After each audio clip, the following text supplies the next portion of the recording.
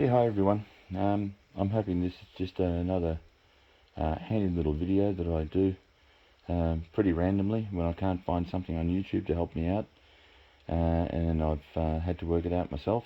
I figure I'll just contribute to the YouTube community. So here I've got an R1200 gearbox that a customer of mine, in the old-fashioned way, blew up. I don't know exactly what caused it. I've still got to work that out. But his gearbox locked up, or locked into gear. Let's see. I don't know what came first, the chicken or the egg. The bent selector fork. You see, he did sort of stomp on the lever to try and get it into gear, so that might have been something to do with it. But anyway, he's given me all the bits, and he got to a point where he's pulled the gearbox out but didn't know what to do next. So here I am. I'll just pause it and get ready for the next bit. Okay, so this is the original gearbox that I've already pulled the selector drum out of. But I had a bit of a problem getting, as did he, getting the selector drum out and the bearing that goes in here.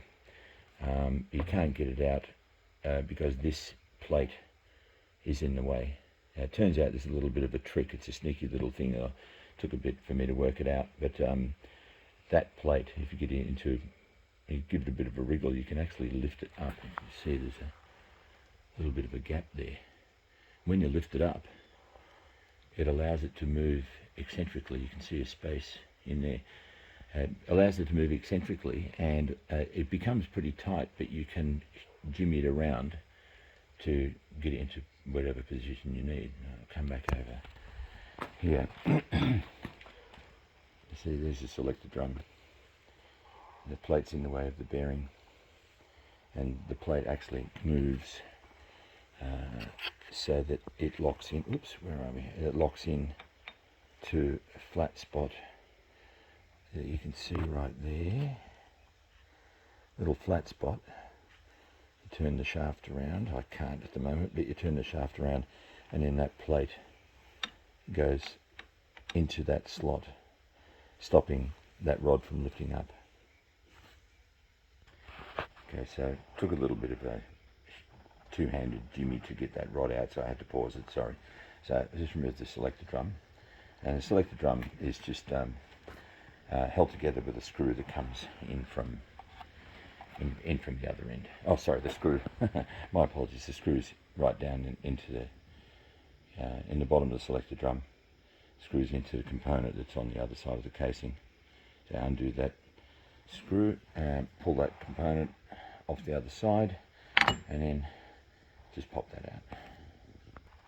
Okay, so now you can see this plate moves around freely. See how it overlaps the hole there,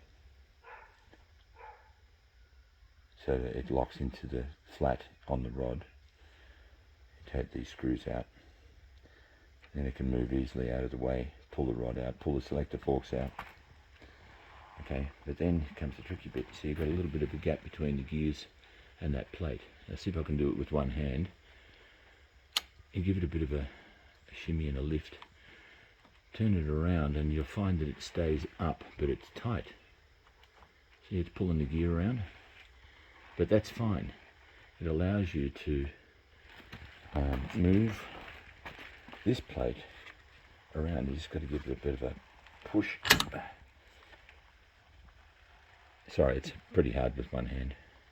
You can push it around to a point where you can get that bearing out from the other side. Okay, and then you need to do the same thing. Trying to do it with one hand to get it back into position. Hang on, I'll have to pause it again. Sorry. Yeah, sorry about that. I'm doing this real amateur-like just to try and help out. I can't afford the time to muck around with setting up lighting and cameras. But you see how that moved around and it'll drop down again? Okay, so that's the trick. That little plate just lifts up and allows you to move it around wherever you need to. Sometimes got to get a little bit rough with a screwdriver, just to maybe, give it a bit of a tap across out of the way of the shaft or whatever. But now you've got that little hint, you'll work out the rest. Hope that helps.